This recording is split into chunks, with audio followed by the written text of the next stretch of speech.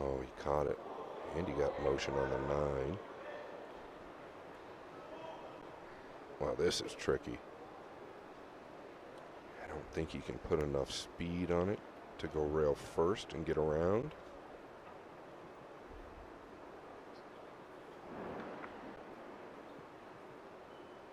Yeah, really actually a great hit. Want to catch it a little thicker, might have made it. Extension, cool. Yeah, this is extremely tricky. He's elevating. Extreme.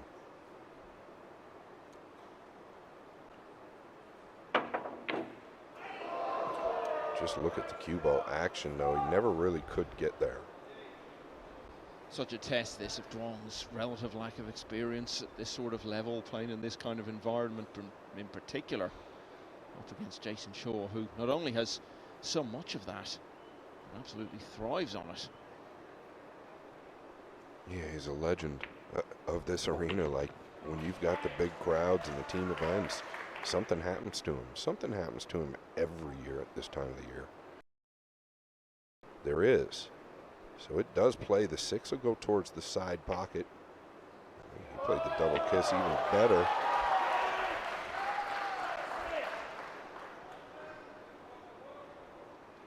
To the top left here with a low right ball. Just stunned down.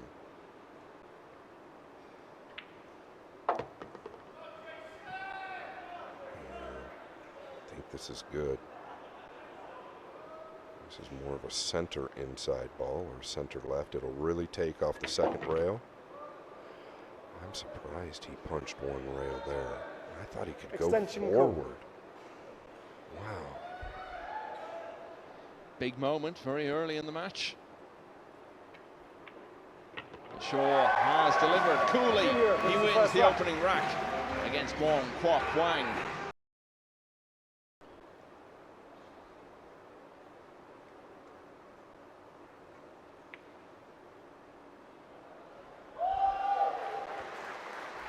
It's pretty good. Can Jayson play the 4 off the 8 up into the green 6? Kicking 2 rails. Yeah, I don't know if it's on. Pretty low percentage. That's where he's aiming for the cue ball, down here below the 9, back down to the bottom rail. Does the 8 go?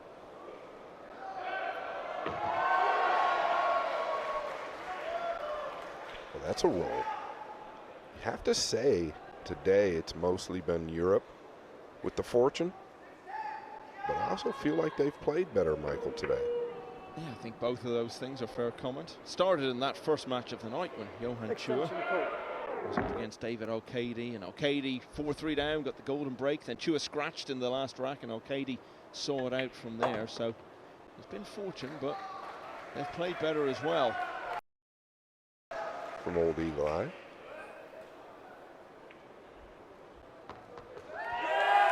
And he's going to milk it. It's that arms outstretched pose we've seen so many times down the years. He's bringing it to the Reyes Cup for the first time this week. And just like his match a short time ago against Carlo Beato, Jayson Shaw is off to a fast start. 2 racks to 0.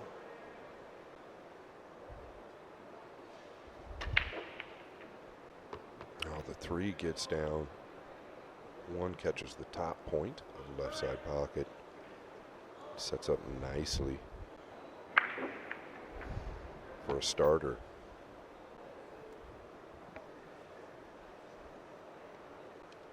Yeah, really, you just want to stay on the left side of the table here. Don't try and get too cute on the blue 2. And this is just fine.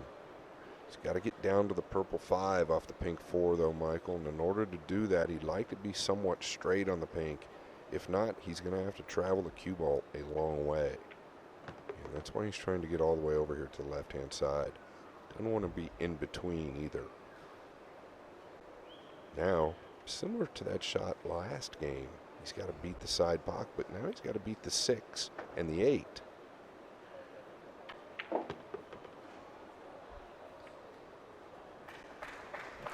Been a classic Jayson Shaw, really. Done well in a couple of the big Matchroom events.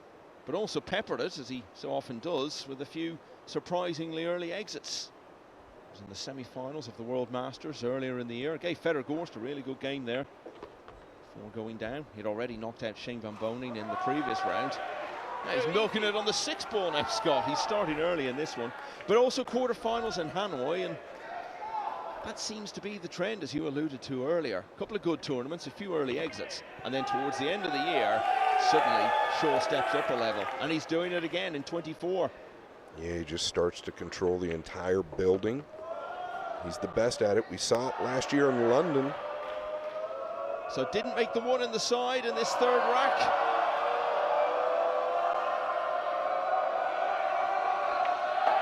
But he's run out from the break anyway, and Jayson Shaw again is off to a flyer here. He's already just a couple of racks away from delivering another point for Europe.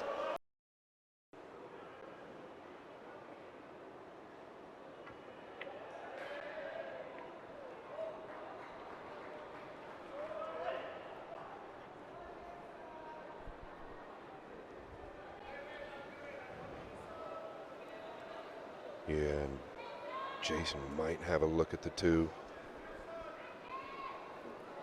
to the right side. Extension call. Let's get the jump cue out, I believe.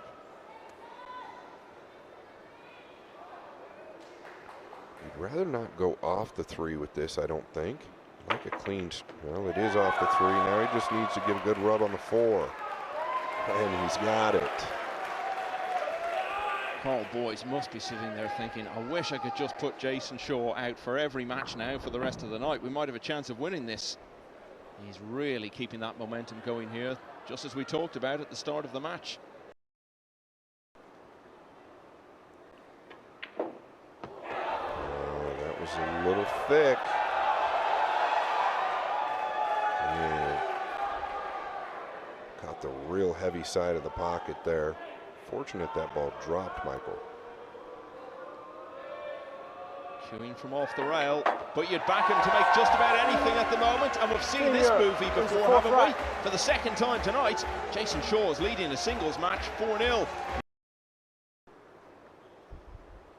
I don't know how he can get cover here. He might be going at this, if he can see enough of it. Well, this is pretty clever. And Jayson Shaw giving him credit there.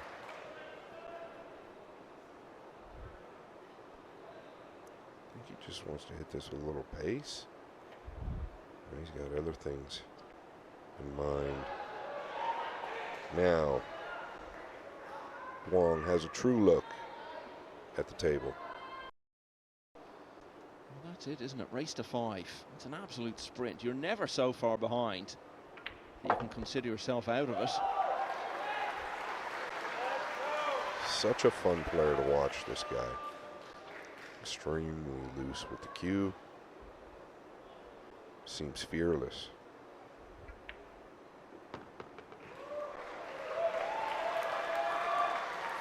Wrap around 2 rails to the left side. He should get on the board. Oh, he could come 1 rail across.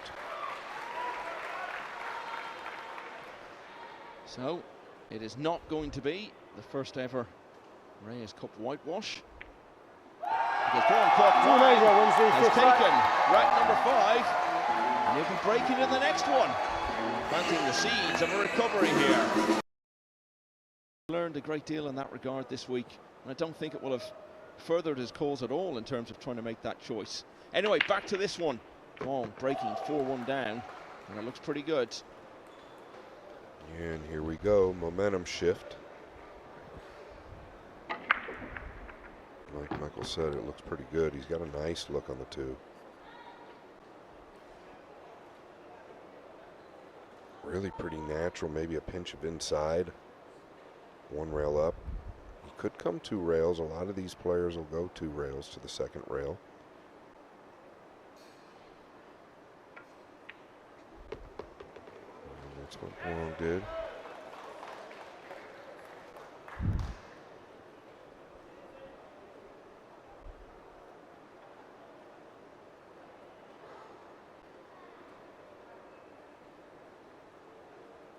kind of misleading here. I can't tell if you can.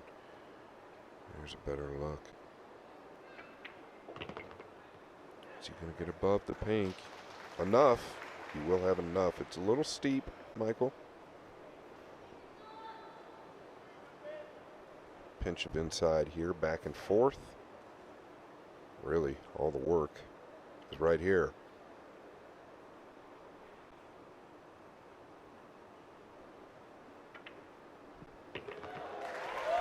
Handled it nicely. There's just a few balls in that pocket this week. And now that he's come through that, it should be his rack in his first break and run of this singles encounter. Hoping that won't be necessary. It wasn't looking good when he was 4-0 down to Jayson Shaw. It's looking a bit better now at 4-2. Duong looking for the win to clinch the cup for Asia. This could be Shaw's chance to get another point on the board for the Europeans, Carl. Scott even. How dare you, Oh, Michael? dare. I'm never going to be forgiven for that. And this is his chance. Just got to split the 5 and 7 here, back and forth. Nothing crazy. And well handled. Wants to keep an angle on the 3. This is perfect. Can't get any more ideal. Just punch out with a little low ball. He's a little bit like Federgorst. He'll go to the center of the cue ball until that final stroke.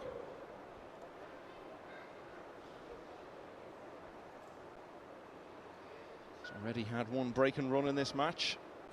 In rack 3. Chance here to finish in style with another. Yeah, pretty mature play there. Recognizing the cue ball is going to travel much less, just playing the purple up in the top left. And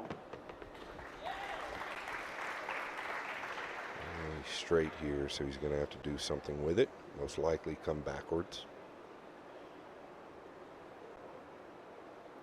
Well, he's going to go forward. Doesn't want to catch the 9.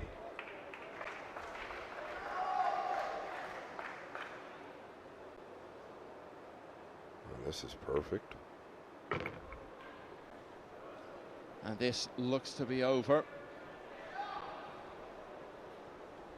Yeah, looking to deliver 2-point blow in a row. Duong Quoc Hoang didn't get quite as far as Carlo Beato did in his attempt to come from 4-0 down.